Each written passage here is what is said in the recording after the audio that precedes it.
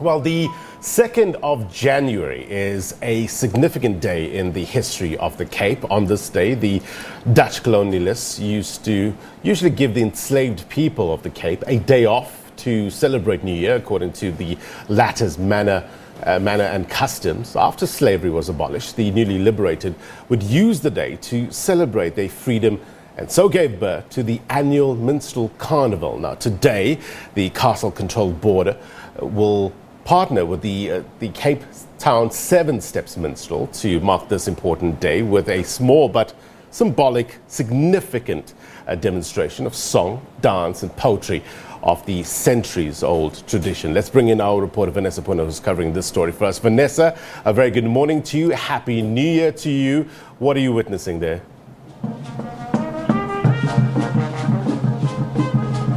Blaine, good morning to you and a very happy new year to you as well. So at the moment we are at the Castle of Good Hope in Cape Town, and behind me, of course, a sight and sound that no Cape Townian would be foreign to at this point in time, given this day, of course, the 2nd of January. It's a tradition, Blaine, you've said it just now in your intro, that dates back over 100 years, and of course its roots in the very difficult period, the abhorrent period of slavery at the Cape. Of course, the 2nd of January being the only day that the slave owners would give their slaves the day off to celebrate the new year. And behind me, of course, a very small group, 10 or so minstrels from the Cape Town 7 Steps Minstrels are indeed coming together today, adhering to the COVID protocols, but also finding it very important to mark this day. And even though it's significantly different to other years, Blaine, where of course thousands and thousands of troops in different colours from different groupings would come together, and they would spend the entire New Year's Day making their way through Cape Town, the city centre streets, of course usually coming together at the Grand Parade in Cape Town, and then a route would be marked along Cape Town all the way through the Boerkaap, and thousands of spectators. Some families, Blaine, in years gone by, claiming their spots on the parade and along the route as many as a few days before the 2nd of January to make sure that they have a front row seat to the spectacle. Of course, for some families, it is a generational thing, people having gone through the customs and through the rituals, passing it down from great-grandfathers to grandfathers and, of course, to the younger generation. This year, very different. COVID-19 has put paid not only to this annual celebration, but also we understand that it has been postponed to at least the 16th of June this year. Today, of course, a very small but symbolic gesture. And joining me now is the owner of the Cape Town 7 Steps Minstrels, Kada Miller. Kada, very warm good morning to you. I've given our viewers just a brief history of the Cape Minstrels and its significance to Cape Town.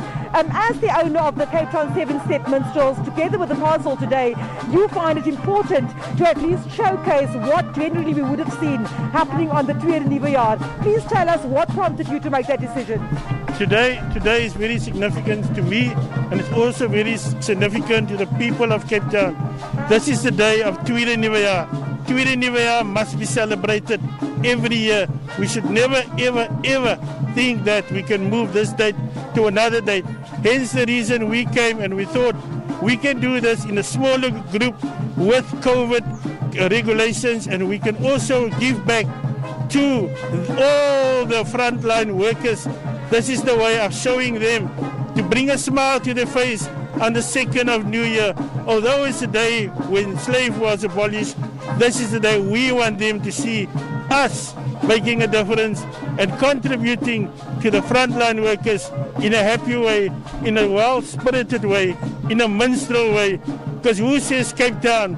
Cape Town without the Table Mountain and the Kaapse Klipse, there can be no New Year. And of course, very significant that you have partnered with the Castle of Good Hope Control Board to at least host this very small and intimate event here, of course closed to the public, but just to mark this day. We know that the Castle of Good Hope in Cape Town is the oldest colonial building, and of course it is from this very spot where the abhorrent practices of slavery would have had its roots. roots. The castle has over the years worked very hard to make this space, transform it from a place of pain and suffering to a place of cultural togetherness, a place where people can come together and experience the history of Cape Town in unity. Talk to us a bit about the decision to host it here.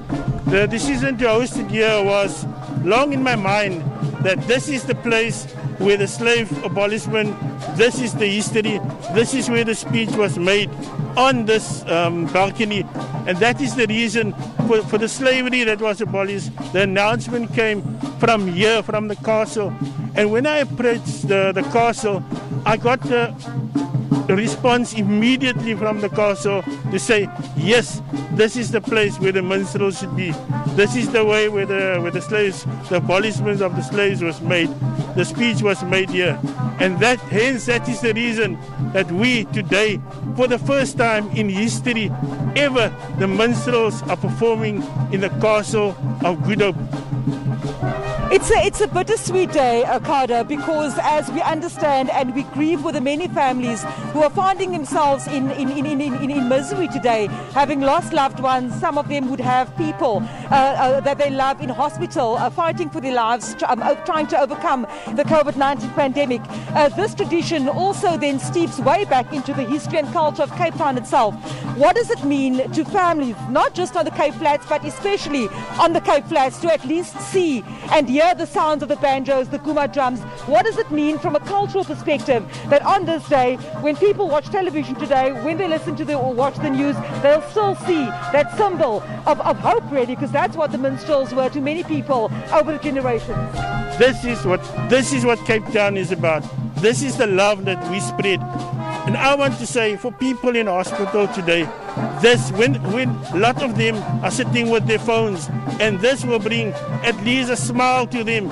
This will encourage them. This will motivate them.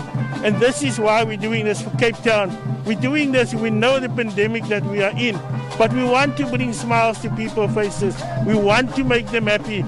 We can light a candle. And this is our way as minstrels, showing our enjoyment and showing our music and showing our way to the frontline workers and also to all the people who are suffering from this pandemic. Thank you so much for speaking to us, Kada Miller, of course, the owner of the Cape Town 7 Steps Minstrels.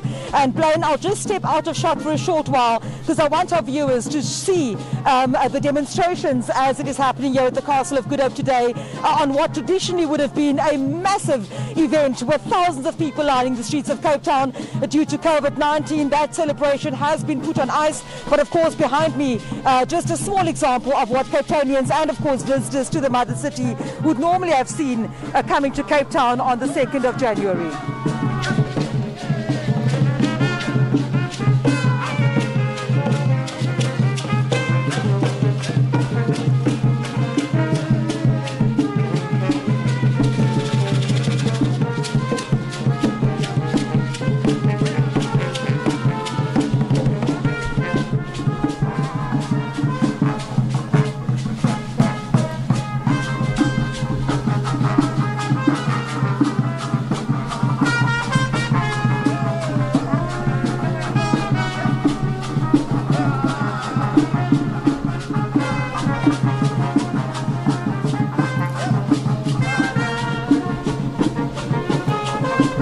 So I hope our viewers have enjoyed just a small little spectacle, Blaine, of the demonstrations here at the Castle of Good Hope.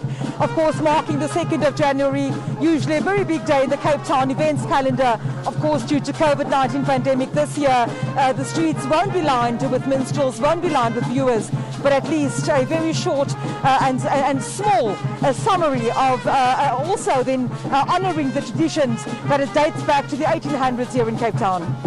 Yeah, great insight, Vanessa. Great context, important history. Appreciate you reporting, Vanessa Poonah, there live for us in Cape Town.